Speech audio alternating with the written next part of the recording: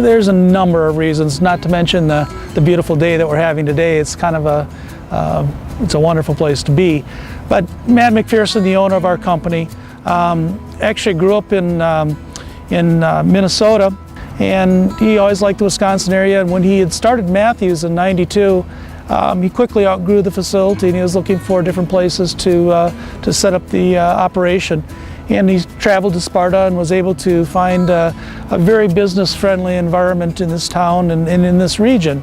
But also he had a talented workforce. There's a lot of young kids and good experienced people in this town that could produce the products that we need, high quality, high productivity, and ultimately these people in the area of Wisconsin, from the University of Wisconsin schools to the public schools to the private schools, all have very strong abilities to generate good kids and to create good workers. It seems like when you live in a northern environment, there's a certain amount of either craziness or robustness that it takes for somebody to be up here. People want to live here because of the environment. It's not so crowded. We have great people, it's friendly atmosphere, cold winters, but you know what? The great thing about that is if you have the right equipment and the right clothing, it's not a problem.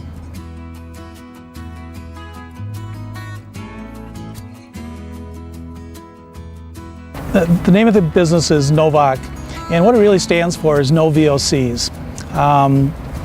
Basically, most companies want to be as environmentally green as they possibly can be, and we have different alternatives that we can use in our decorating processes, and one of them happens to be powder paints, which have no VOCs in them.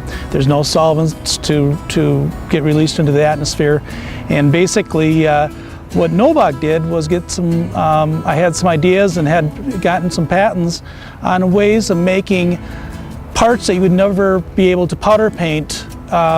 We make them temporarily conductive, so they act more like metal than they do non-conductive materials like plastics or glass or fiberglass.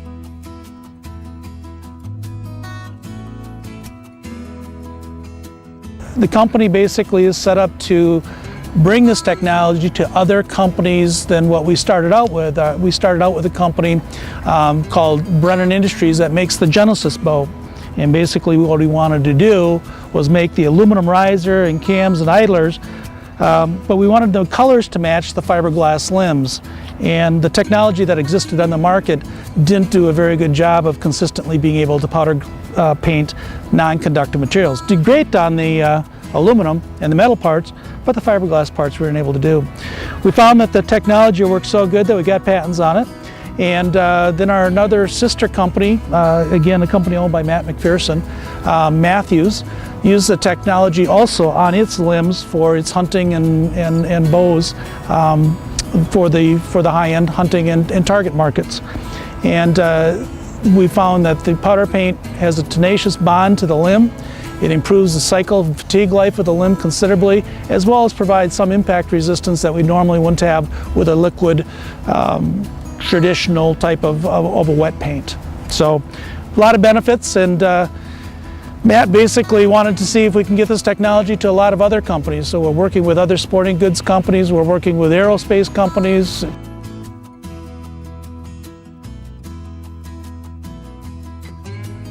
You know, there's a saying, it's like if you hunt with your kids, you're not hunting for your kids. And it really is the case. It really comes down to do things in the outdoors, do things in this area. If we can get workers that enjoy having their family and are not worrying about them on a daily basis, it's a pretty great place to bring your operations. What you have to look at is the full picture. And the full picture is family, business, family, and you know, where we are, where we're living. And this is Wisconsin. I grew up here. I'm really I'm biased, and I've lived in a lot of parts of the country, and I've traveled a lot internationally. And when I had the opportunity to move back from Los Angeles, which I lived in for 3 years, great place, beautiful weather, sunshine, but I got home when I came back to La Crosse. So it it was a really good opportunity for me to come back here and help build businesses with Matt and make some jobs happen and make this economy grow and help other people, other businesses, economies grow also. So.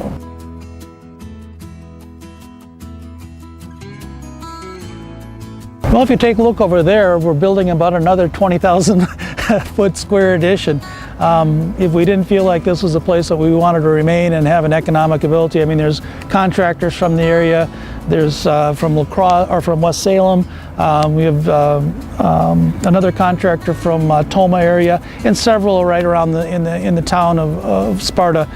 You know, and it really comes down to Matthews supports 1,100 dealerships around the country.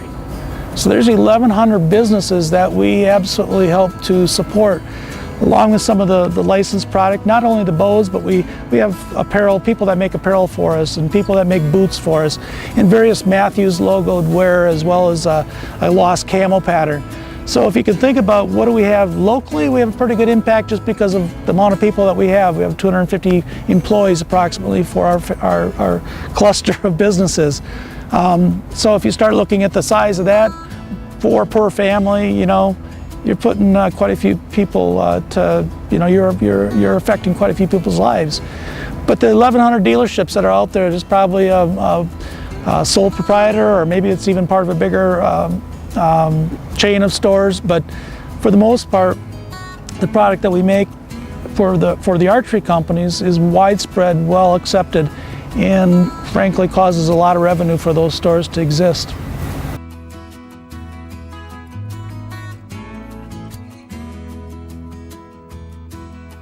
I was approached to join the organization, and I attended one of the meetings, and we talked about what it was going to take to be competitive in the world, not just in Wisconsin.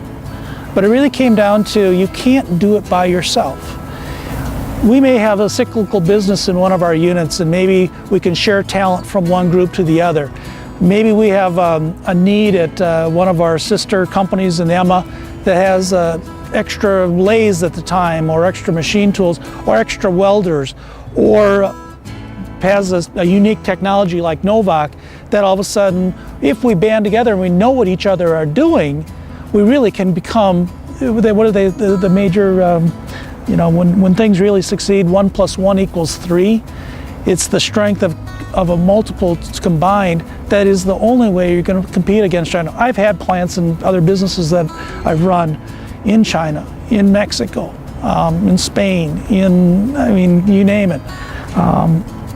This is a world economy, and we are competing in a manufacturing environment for sure in this area. But if you think that we're going to do this alone in one company separate from one another, you're kidding yourself. You got to multiply your strengths by banding together and becoming not only sometimes competitors, but also friendly competitors. And it's amazing what all of a sudden you find that when you're working with somebody, good ideas build on one another. And ultimately it's that sharing of, hey, this is what's working with my workforce, this is what's working with my machine shop. Oh, by the way, you know, we're running a 10-hour shift where we go we have a group of guys that come in Monday through Thursday, we have a group of guys that come in Tuesday through Friday, and we get 50 hours of equipment use that are critical pieces of equipment without having to do overtime. And if the guys do have to do overtime, they still have a 2-day weekend because they can do the Friday for 10 hours or the Monday for 10 hours. It's those sharing of ideas that I think ultimately can bring the strength of the many to become a force in the country, but also more importantly the world. I mean, our products, Matthews products, are shipping all over the world. Some of NoVoc's things that we've done for New Zealand.